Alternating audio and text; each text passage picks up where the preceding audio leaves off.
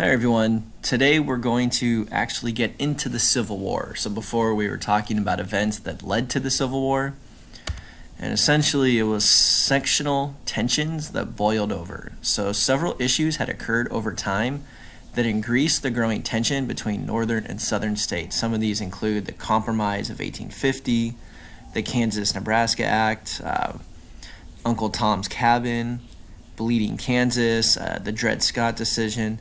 We didn't talk about John Brown, but this was a guy that went into, he tried to free a bunch of slaves, try to lead a revolt, and all of these events increased hatred between the North and the South, but nothing happened until the election of 1860.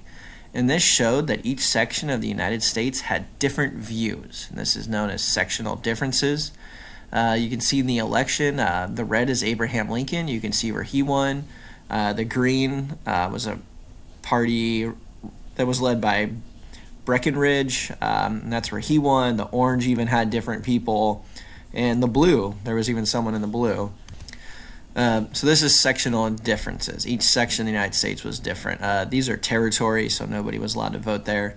And Abraham Lincoln became President of the United States. You're also going to see the Union, which refers to the United States.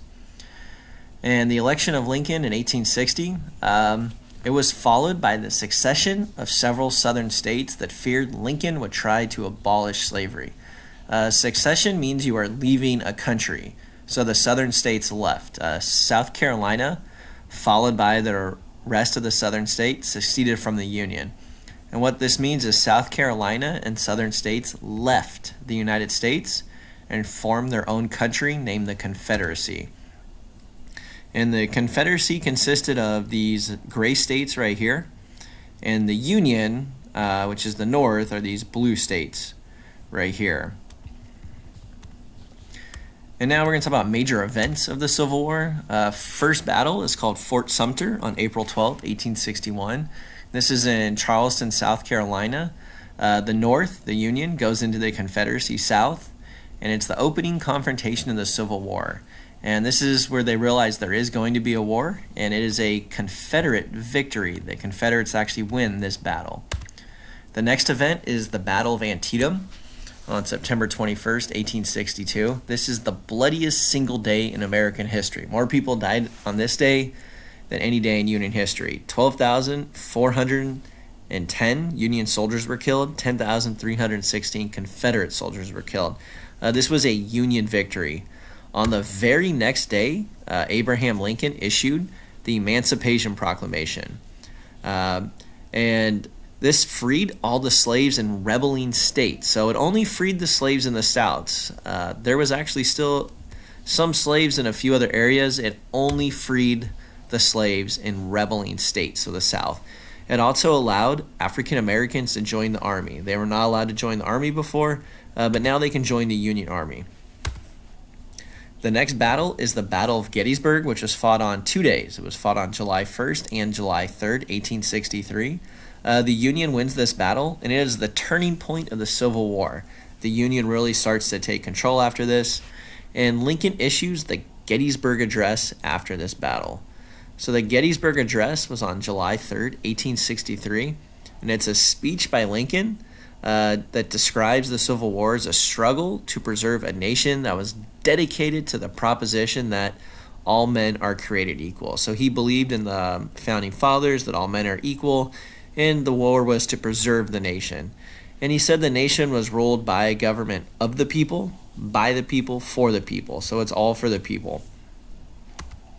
Next is Sherman's March to the Sea, and this was a Union march to Savannah, Georgia. So they started here and they walked, the Union, and they went all the way down to Savannah, Georgia. And they gathered all supplies, and then they destroyed remaining buildings and structures. So anything that the Union Army saw, they destroyed. They destroyed farms, they destroyed buildings. If there was food, they were going to take it. And they also burned Atlanta, and they eventually captured Savannah. So those two cities were burned. The very last thing is Appomattox, which is April 9th, 1865. This is a courthouse in Appomattox, Virginia, where Robert E. Lee, the Confederate general, surrendered to Ulysses S. Grant who was a Union general. The war is officially over, and the Union, the North, wins. On your notes, I accidentally have was. If you could cross that out and make sure you put the war is officially over, and the Union, the North, wins. The Confederacy loses. Next, we talk about some of the key people. The first is Abraham Lincoln. He was the president of the United States, and he believed secession was illegal. He didn't think the South had any right to leave the United States. Jefferson Davis, he was a United States senator who became president of the Confederate, which is the South States of America. So when the Confederacy formed their own country, he became the president. Ulysses S. Grant, he was the Union military commander who won victories over the South. Robert E. Lee was a Confederate general of the Army of Northern Virginia. He opposed secession, but did not believe the Union should be held together by force. So he didn't think Virginia should leave the United States, but he didn't think the United States could hold it together by force with military. So Virginia was part of the Confederacy, and Robert E. Lee was a Confederate general. Last person we're going to talk about is Frederick Douglass. He was a former enslaved African American, so he used to be a slave. He became a prominent abolitionist. An abolitionist is someone who is against slavery, so he didn't believe slavery should be legal. And he urged Lincoln to recruit former enslaved African Americans to fight in the army, which eventually does happen when Lincoln signed the Emancipation Proclamation. African Americans were allowed to fight in the Union Army.